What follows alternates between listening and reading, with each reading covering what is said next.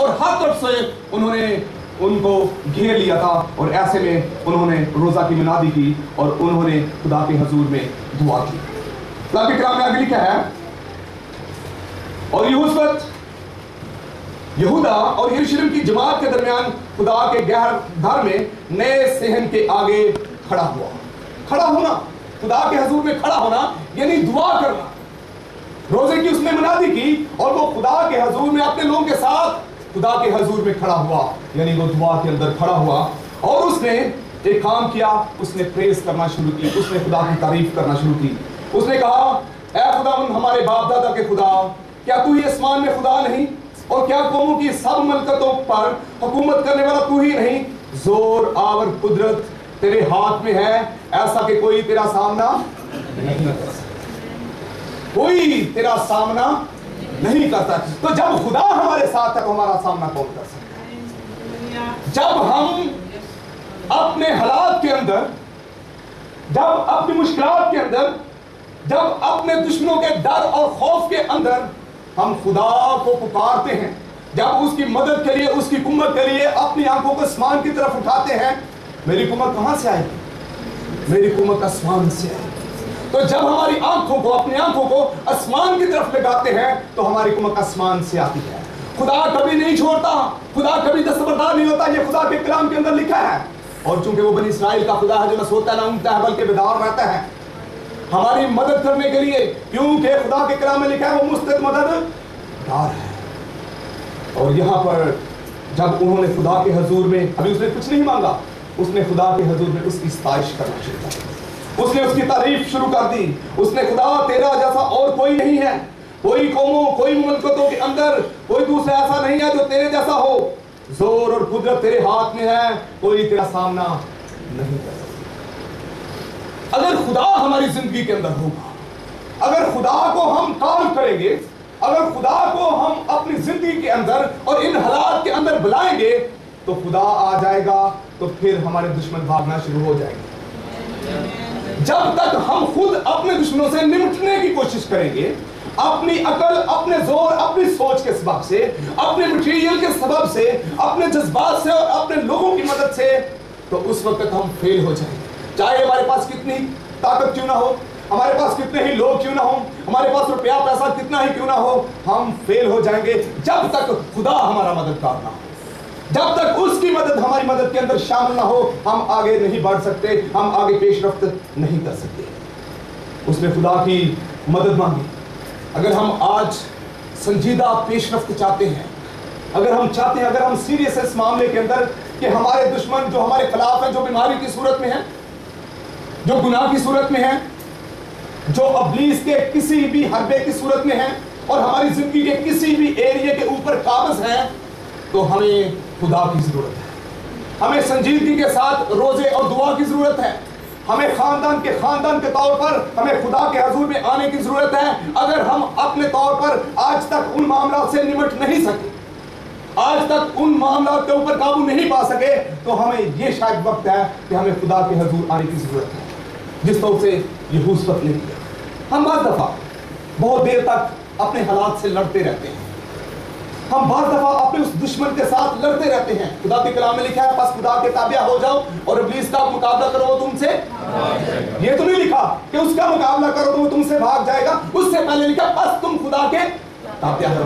पहले खुदा आएगा तो फिर हम उस पर गाल लगाएंगे, फिर वो हमसे भाग जाएगा। लेकिन अगर जब तक हम खुद अपनी कोशिश करते रहेंगे, हम अपना जोर मारते रहेंगे, हम अपने चप्पू चलाते रहेंगे, हमारी कश्ती, हमारी नो आगे नहीं बढ़ सकती। हम वहीं पर बंबर के अंदर फंसे रहेंगे, हमें तूफानों का सामना रहेगा, हमारी कश्ती जो है वो डावाडोल होती रहेगी। लेकिन जब हम खुदा को दावत देंगे तो वो हमारी कुदरत, अपनी कुदरत के साथ हमारी मदद करने के लिए उतर आएगा।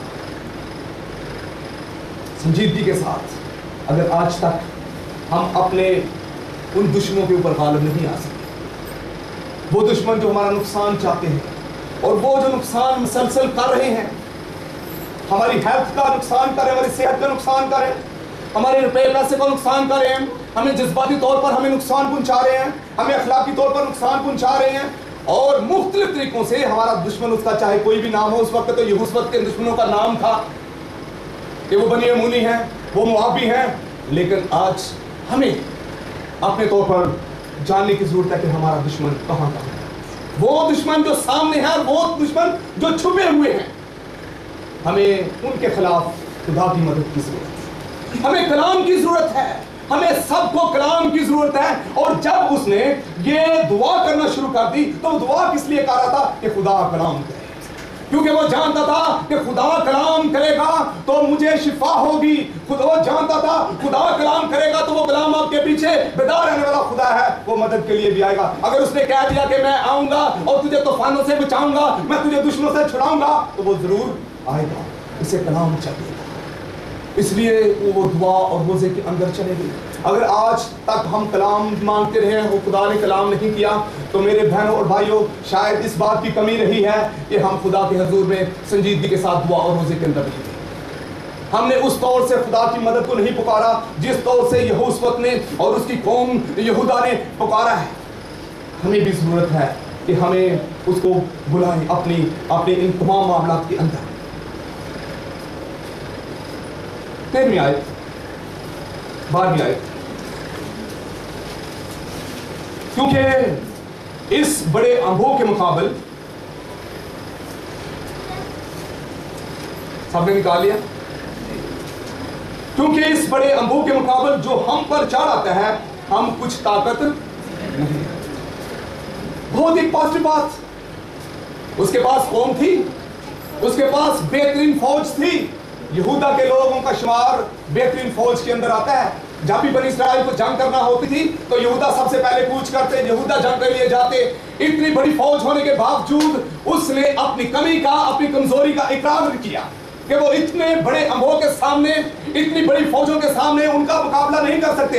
इसलिए उसने खुदा के हजूर में कहा कि इस बड़े अम्भों के मुकाबले जो हम पर चढ़ आता है हमें कुछ ताकत। जब तक हम अपनी कमजोरी का इकरार खुदा के सामने नहीं करेंगे हम उसकी मदद को अपने दरमियान नहीं बुला सकते। हमारी कमजोरी ये है कि हम अपने अंदर बड़ा फख्र महसूस करते हैं और हम तब तक लड़ते रहते हैं अपने जोर से जब तक हम बिल्कुल नाकाम नहीं हो जाते। जब हम किसी काम के नहीं रहते तब तक हम लड़ते रहते हैं और शायद उस वक्त गुजर चुका होता है, उस वक्त इब्लीस बहुत सारा नुकसान कर चुका होता है। हमें उससे पहले अपनी कमी कमजोरी का इकरार खुदा के हजूर में कर लेना चाहिए। और उसने ऐसा ही किया। उसने कहा कि हम में कुछ ताकत नहीं है और ना हम ये जानते हैं कि क्या करें। हमें तो ये भी नहीं पता कि हम इनके साथ निपटें क्या। लेकिन मेरे बहन और भाइयों, मैं आपको आज बताना चाहता हूं कि आपका खुदा आपके दुश्मनों से निपटने की कुव्वत और कुदरत रखता है और वो जानता है कि आपके दुश्मनों के साथ उसे किस तौर से पेश आना है। अगर आपको नहीं पता, उसको तो पता है, क्योंकि खुदा के कलाम में लिखा है कि जंग खुदा की है, जंग मेरी है, ये जंग खुदा की है। तो जब हम अपने मामलात के अंदर खुदा को बुला लेते हैं, जब इस बात का इकरार कर लेते हैं कि हमारी कोई सकत नहीं है, हमारे अंदर कोई ताकत नहीं है, हमारे अंदर कोई जुर्रत नहीं है, हमारा हौसला नहीं है कि हम उन कुफ्तों के खिलाफ उनका मुकाबला कर सके, तो खुदा हमें तेरी जरूरत है। और जब हम ये कहेंगे कि हमें तेरी जरूरत है तो वो आ जाएगा, तो फिर जंग हमारी नहीं बल्कि उसकी जंग हो जाएगी। तो कौन है जो उसके कहर के सामने खड़ा हो सके? कौन है जो उसके कहर की ताब ला सके? कौन है जो उस खुदा के सामने खड़ा होकर उसे चैलेंज कर सके?